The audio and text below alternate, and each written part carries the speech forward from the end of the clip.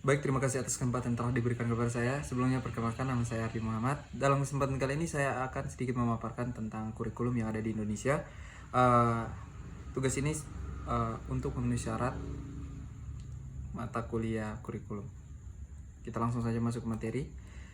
Di Indonesia terdapat 13 kurikulum. Dari awal yaitu 1947 sampai dengan sekarang kurikulum merdeka. Kita bahas dari yang pertama, kurikulum 1947. Nah, kurikulum 1947 di Indonesia pada saat itu masih dipengaruhi oleh sistem pendidikan kolonial Belanda dan Jepang. Dikarenakan saat itu ini adalah kurikulum pertama, sehingga masih mengadopsi metode-metode pendidikan yang terjadi saat penjajahan Belanda maupun Jepang. Kurikulum ini sendiri juga diterapkan di tahun 1950. Yang berikutnya adalah kelebihan dan kekurangan. Nah, kelebihan dari kurikulum ini ada dua. Yang pertama adalah mencerminkan kesadaran sebagai bangsa yang berdaulat dan menduduk pendidikan sebagai faktor penting terhadap memperkokoh berdirinya negara Indonesia yang melalui persatuan dan kesatuan untuk mengusir penjajah. Yang kedua adalah memiliki fungsi strategis yang dapat mempersatukan bangsa Indonesia melalui persatuan. Adapun kekurangan dari kurikulum ini adalah dalam pembelajaran mengarah pada pola pengajaran penjajah karena masih dalam masa penjajahan kolonial Belanda dan Jepang. Yang perlu dikembangkan dari kurikulum ini adalah yang yaitu pembinaan karakter, kemudian pendidikan, kesadaran bernegara dan bermasyarakat. Yang berikutnya kurikulum 1952. Kurikulum 1952 mempunyai undang-undang yang menetapkan tentang lahirnya kurikulum ini. Pedoman atau landasan yuridis kurikulum ini tidak jauh berbeda dengan kurikulum 1947, yang mana landasannya tetap Pancasila dan Undang-Undang 1945. Adapun landasan operasional kurikulum 1952 ada dua. Yang pertama adalah UUD Pendidikan dan Pengajar nomor 4 tahun 1950 dan yang kedua adalah UUD nomor 12 tahun 1954.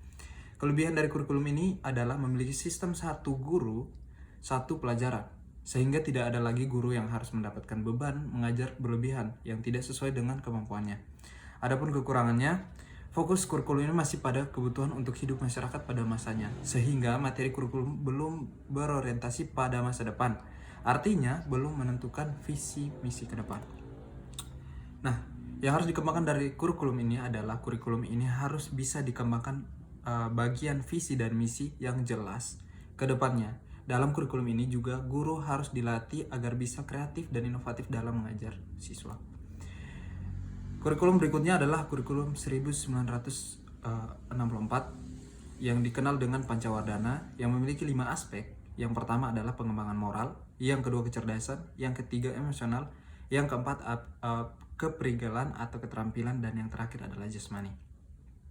Adapun kelebihan dan kekurangan kurikulum ini, kelebihannya bahwa pemerintah mempunyai keinginan agar rakyat dapat pengetahuan akademik untuk membekalkan pada jenjang SD, sehingga pembelajaran dipusatkan pada program Pancawardhana. Nah, adapun kekurangannya yaitu kelemahan kurikulum 1964 masih sentralistik atau sistem masih diatur oleh pusat atau pemerintah. Jadi, tiap satuan pendidikan tidak dapat mengatur sistem pendidikannya secara mandiri.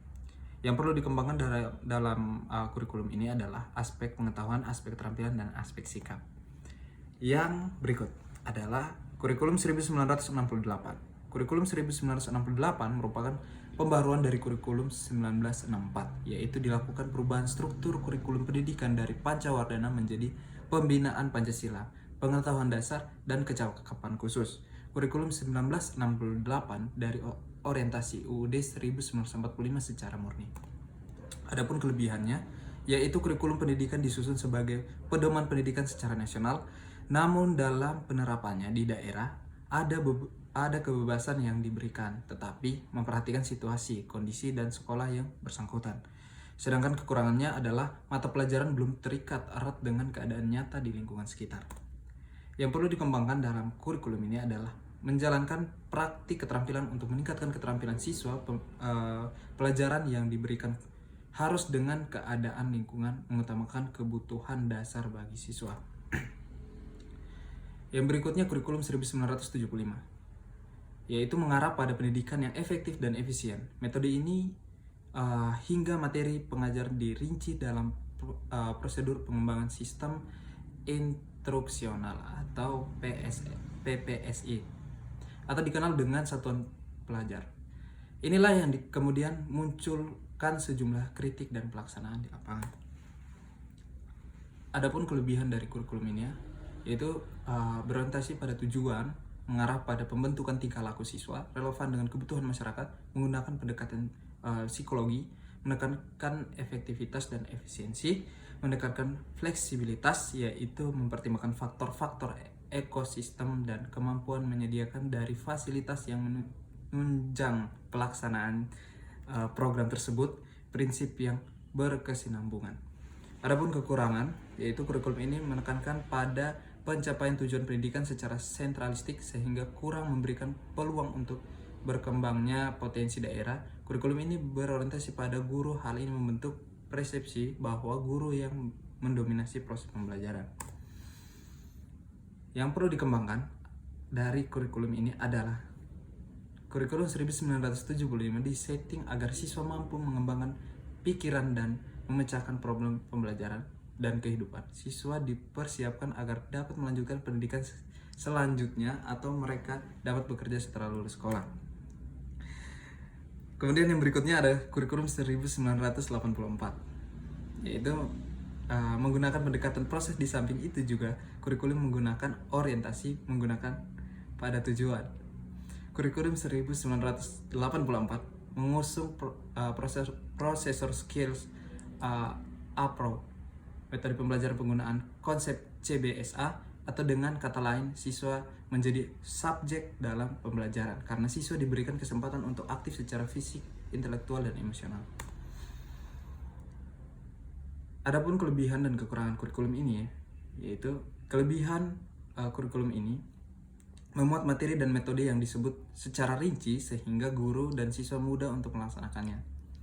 Adapun kekurangannya yaitu banyak sekolah kurang mampu menafsirkan CBSA, yang terlihat adalah suasana gaduh di ruangan kelas lantaran siswa berdiskusi di sana sini, ada tempat gambar dan yang menyolok. Yang perlu dikembangkan dalam kurikulum ini adalah pengembangan, yang berarti bahwa pengembangan kurikulum dilakukan secara bertahap dan terus-menerus. Yang berikutnya adalah kurikulum 1994.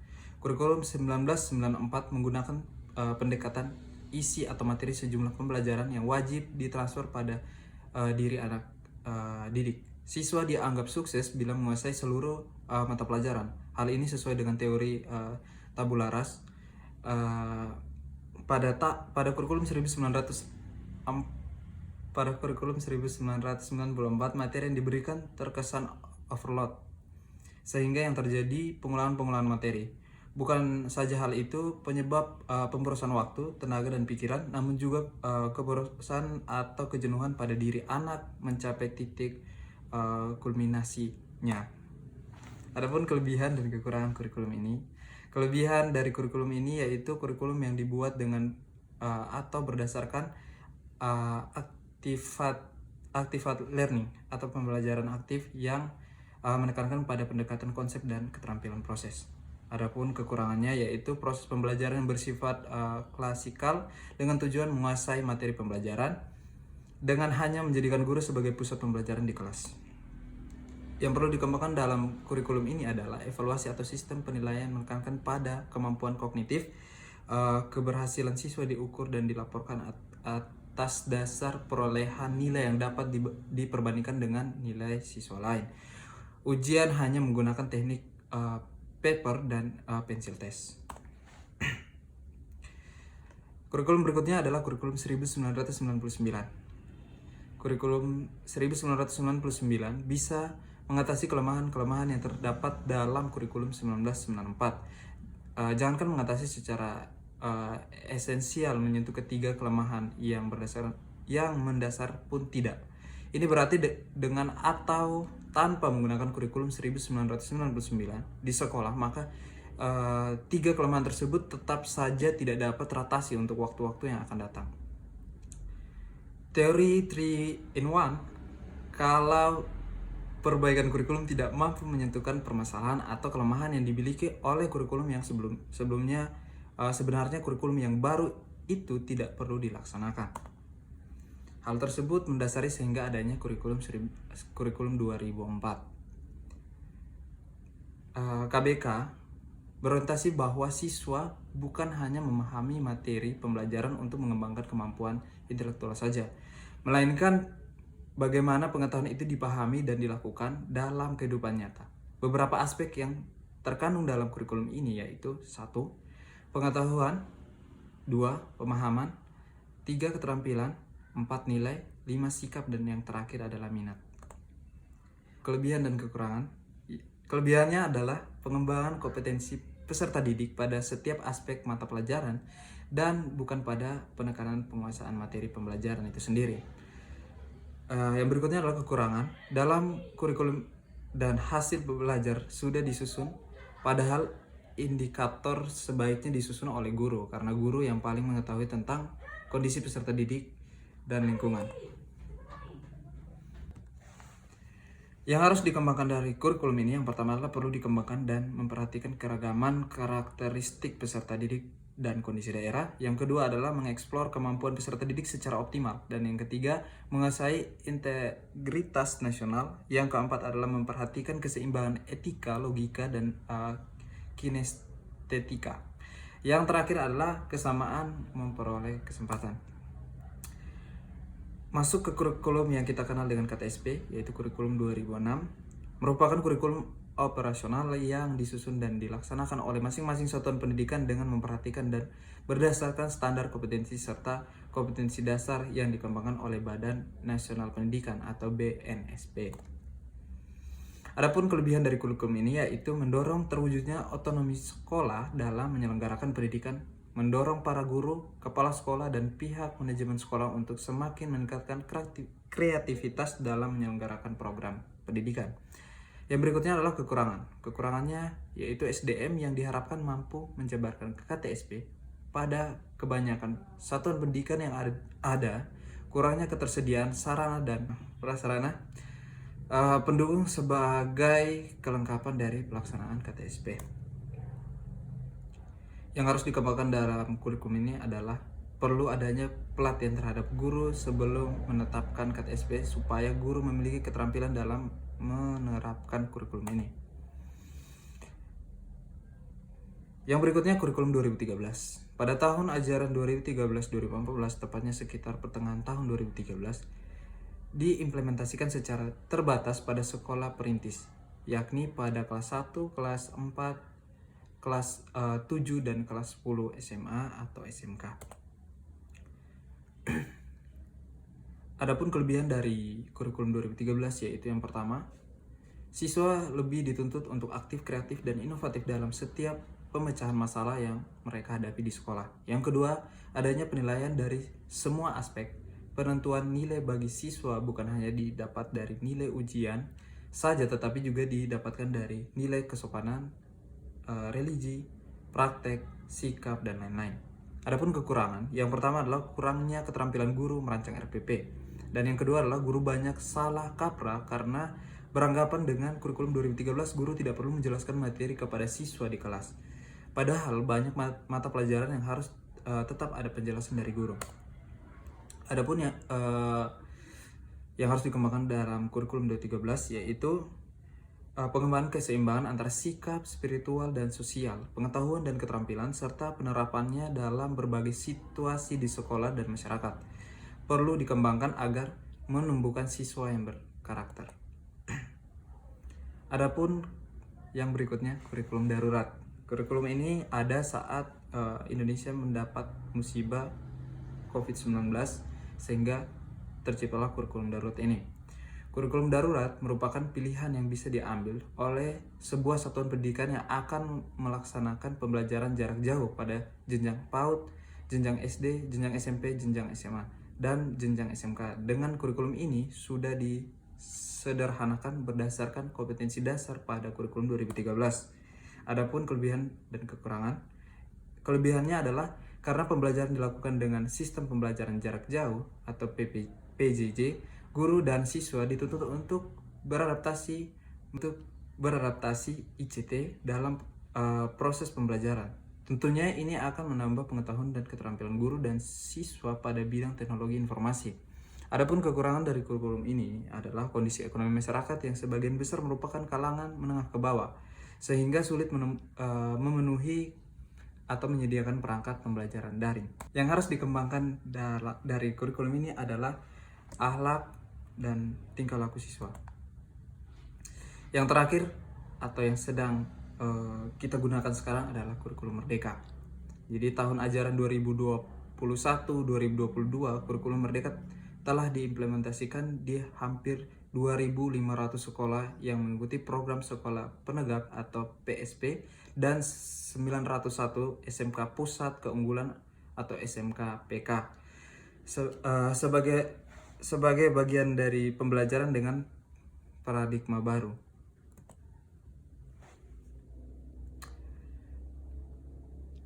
Satuan pendidikan menambahkan muatan lokal yang ditetapkan oleh pemerintah daerah sesuai dengan karakteristik daerah. Satuan pendidikan dapat menambahkan muatan tambahan sesuai karakteristik satuan pendidikan secara fleksibel melalui 3 pilihan sebagai berikut. Yang pertama adalah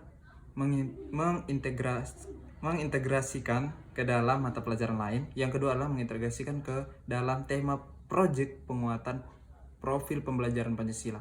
Dan yang terakhir adalah mengembangkan mata pelajaran yang berdiri sendiri. Baik, cukup sekian materi yang bisa saya sampaikan. Apabila ada kurang, saya mohon maaf.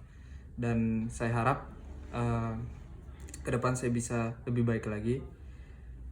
Apabila ada kritik dan saran, maka akan saya terima dengan senang hati. Terima kasih dan selamat malam.